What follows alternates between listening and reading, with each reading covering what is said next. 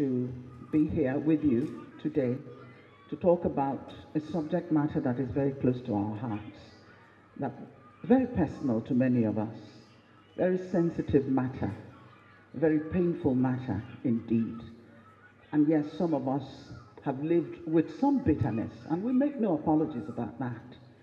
We were a people in war, led into war not by our own wishes or design, but in self-defense. No apologies, Nigeria. No apologies to the world. But here we are. I'm sorry, I'm going to stand up, if you don't mind. My name is Onyeka Onwenu, and it's not the Onyeka Onwenu that you think you know, that you read about in the papers, but the Onyeka Onwenu that was born and raised in Port Harcourt. That's correct. And the person who made that statement knows. When he says DK Onwenu, he's telling you where this person came from. My father was the first Arrondissement man in the Federal House, and he was representing a Port Harcourt constituency. He was the principal of Enitonia High School. He was a brilliant man, but he died too early. Thank you. That's my background. I'm also from Abia State. Since I am Adamazi, I'm Onwenu. Adamazi. I'm from Imo State, Arrondissement, and I'm from Anambra, where my mother comes from. I can go there and live. I can do anything I want in Anambra. Nobody can say anything to me. I'm also from Lagos State. Surprise, surprise. Yeah, I'm from Lagos State. I married a Yoruba man. I have 2 Yoruba children. They only paid 5,000 naira as bride price. So we have a right to demand more money anytime. 5 minutes going. Yes, 50 years after I fought the war. As a young girl, 14, 15, 16, 17, I was in that war. And I lost many relatives. I worked in hospitals. I carried babies who died in my arms. I treated old people who took days to die. People were dying out of hunger. Even our soldiers were dying out of hunger at a particular point. But thank God, we survived. You see, when my father died at 40, he was a politician and also a principal, but he didn't have much money. In those days, you had to keep your day job, even if you were a member of the House of Representatives. Yes, my mother, an Anambra woman, was a trader. Put your hands together for Anambra women. She was richer than my dad, so my dad would borrow money from her to buy the land, and he never paid back. You know how it is. And my mother dares not raise the subject again.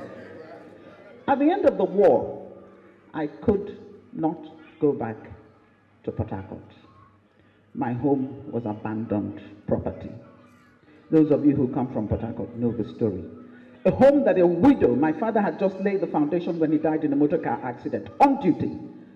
A building that a widow, and living just adjacent to us, the Ikopus on Hospital Road, we could see you, we could relate. In fact, I thought we were related because every family in Port Harcourt was together. You didn't care where they came from or who they were. Once you're from Port Harcourt, every parent had the right to reprimand another child that you saw misbehaving. It was a beautiful town, but we couldn't get back to it. So for me, the Civil War never ended. At the end of that war, my father, oh no, it never ended. It's still going on. I had no family house. My poor mother went back to claim the property she was beating into a coma by people whom she had helped all her life and sent to school because she's an Igbo woman, and now Port Harcourt belonged to another group of people. They forgot the sacrifices that the Igbos made. It's still going on. No apology has ever been made about that. The road that is now referred to Harold Wilson Drive used to be DK Onwenu Road because of the sacrifice that people like the Onwenus, the Ikopus, you know them, the sacrifices they made in building up Port Harcourt. Here I am. So I traveled outside thanks to my sister who was at Harvard at the time, who organized for the rest of us to come and go to school. But we all came back to do what? To develop Nigeria. I have tried, with the little talent that God has given me, to use it for the betterment of my society and my country.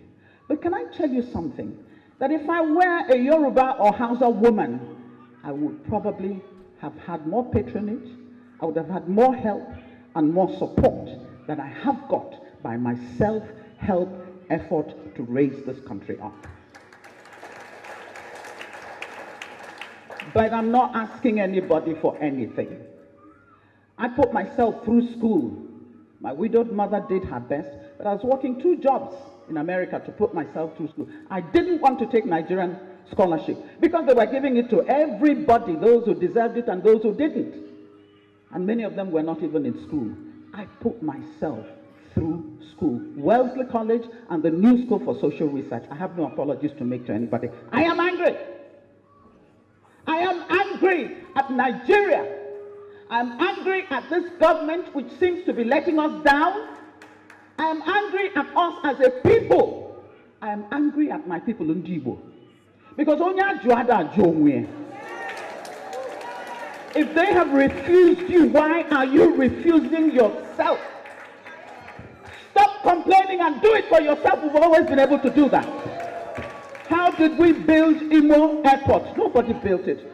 We spent how many years raising money? I know it was my equipment that was traveling all over the country for concerts. I gave free concerts to build Imo Airport. That's who we have been. And I remember in those days, Purana, Igbo State Union, Purana, Zetiobi, Dike Onwenu, Oputa, Ikoku, you name them, Abba Korana, and that's it. No dispute. Everybody follows the line and gets done what needs to be done. Let me tell you about Igbo. Igbo are wonderful people. Let me tell you about Igbo. Igbo are resilient. Let me tell you about Igbo.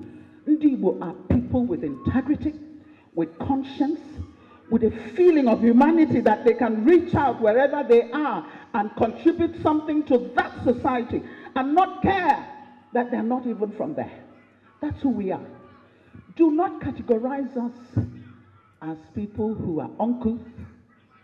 We don't know, we don't have unity amongst ourselves. You're kidding yourself. We love ourselves. But we also love our neighbors.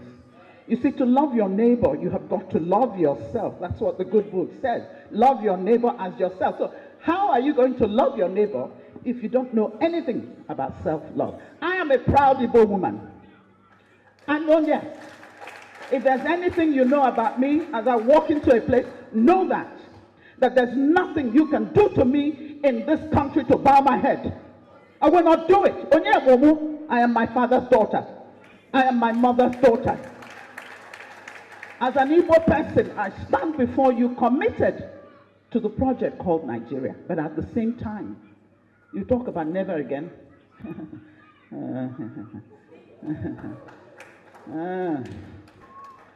With what is happening now, never again? I don't know. But I will soon take my seat. Let me say to the rest of Nigeria, you insult us, and sometimes we do the insulting as well, and that's terrible. We've come to a stage where we have to be insulting each other so badly. But go ahead.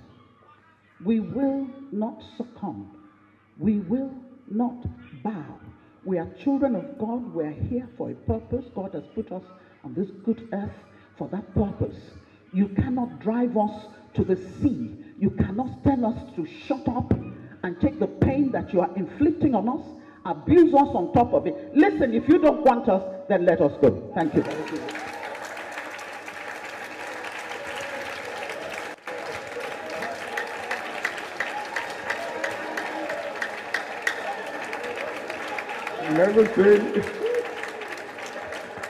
Never seen Onyeka in this form before.